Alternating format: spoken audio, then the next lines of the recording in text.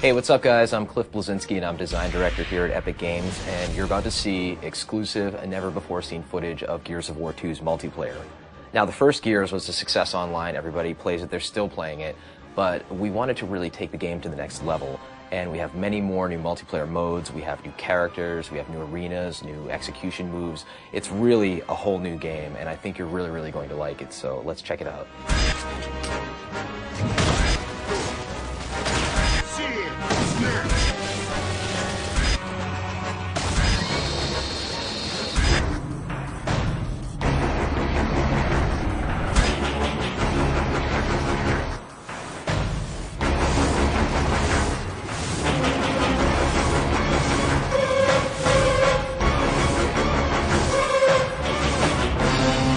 Three locations you're going to see on this exclusive video are going to be River, Security, and Gridlock. And so the thing that's really interesting about them is that two of them are brand new, and one is a reimagining of the Gears 1 map, Gridlock, which is sort of the baseline for all Gears maps. River is based on a single-player location that people get to see in Gears 2 called Landdown, where they actually go to deploy all the Gears to the underground. It's a sort of snowy, wintry hamlet.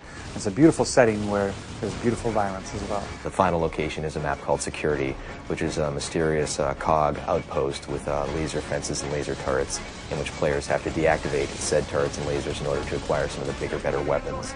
It's visually compelling, and I think it represents a nice cross-section of the multiplayer experience of Gears 2.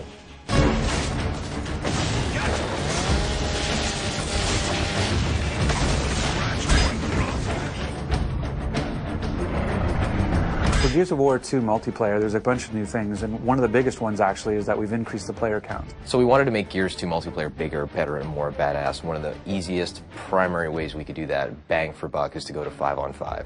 Right now it really feels like a really good number of 10 players in the battlefield taking one another out, and it really kind of rounds things out nicely. We really want to make sure that whatever multiplayer mode we do is true to sort of the Gears vibe, that Gears universe version. So capture the flag. Imagine you had a flag, but the flag is a living person and armed with a shotgun and defending itself. So you actually are playing capture the flag with a flag that could kill you. And so you have to go and you have to basically capture the flag by downing him and picking him up as a meat shield, and then you have to drag him back to this location to score a point. So it's capture the flag but done Gear style. So another mode that we're showing is again sort of a reimagining of a known style, which is the Wingman, where it's you and a partner playing against everybody else. We used to call it 2v2, v2, v2, v2. The fact that Gears is really all about co-op, it didn't feel right to have this sort of just last man standing kind of gameplay. It didn't resonate in our world. So when we looked at how we'd want to have that kind of gameplay, it really felt more like it had to be sort of a co-op experience. The third mode that you'll get to see in this exclusive video is something we call Guardian.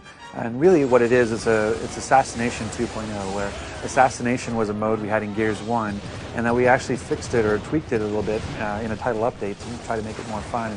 And we added the restriction that you had to execute the leader to kind of add to the assassination field. But even then we felt like we could do more and said, what if the leader was the reason you're able to respawn?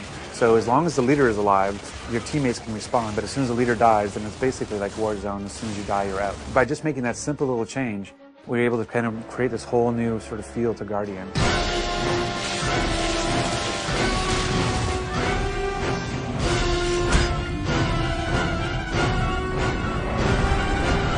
So some of the new weapons that we have in Gears of War 2 include the Scorcher, which is one of my personal favorites. It's essentially the flamethrower from hell. It is basically the most beautiful but deadly flamethrower ever conceived in a video game. Then we also have the Gorgon, which is a locust burst pistol, which is tremendously powerful and also very heavy. And then we also have a shield that players can wield, and they can carry that around and deploy that. You could actually carry the shield with the burst pistol and kind of use that as like a 1-2 punch. And then we have a poison grenade that players can use for area of denial in order to kind of throw this nasty, noxious cloud out. So in Gears of War 1, we had the ability of using a grenade for grenade tagging. So we found that it would be more interesting to actually take that idea of grenade tagging an opponent and actually apply it to the environment. So now you can actually take any of our 3 grenades, the poison grenade, the smoke grenade, or the frag grenade, and you can actually attach it to a wall. And you can use that sort of as a proximity mine, so that if any time an opponent goes by, the grenade will go off. One of the cool things in Gears 2 now as well is we added this concussive force to a smoke grenade. So you can actually knock somebody down and disorient them briefly with a smoke grenade. It's a great new addition to the gameplay. One of the features of Gears of of War 2 is this idea of portable cover. We have it both in the shield that you get to carry, the idea of the meat shield, a feature that sort of led to meat flag, this idea of being able to hold somebody as a captive and defend yourself while they block the shots for you. One of the big things about Gears 2 is just not just relying on a static cover that's already placed in the world, but being able to carry cover with you and move with cover as it moves through the level. So in the first Gears, the chainsaw, the Lancer, was a wonderful weapon, and players would cut each other up, and they had a great time doing it. But we never really got into the whole idea of if two players came at each other with a chainsaw, what would happen. It was essentially random who won. And now we're answering that question in the sequel, whereas players will lock onto each other and engage in this life or death struggle with sparks flying and the light flickering, and they're grunting and they're pushing, and players are mashing the button, and within 3 seconds one player will wind up winning and cutting the other guy in half. And it's this tremendously memorable moment to see these two soldiers, these two huge warriors, dueling on the battlefield with these weapons.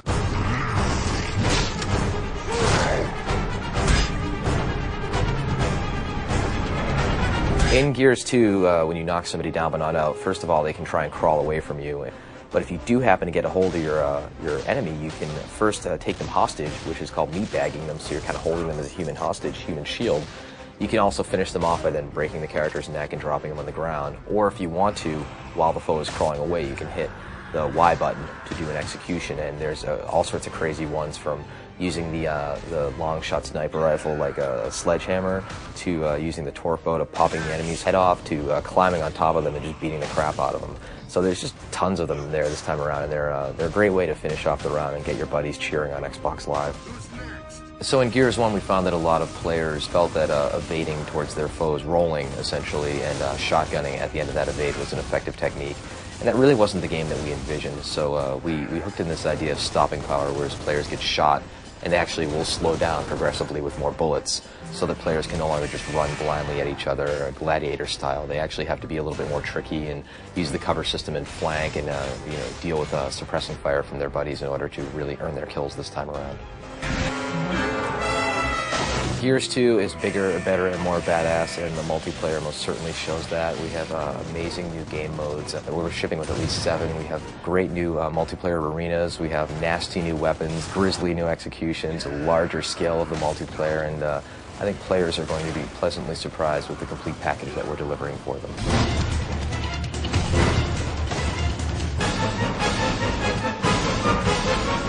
Thanks for checking out this exclusive look at Gears of War 2's new multiplayer features. Looking forward to seeing you guys this winter on Xbox Live.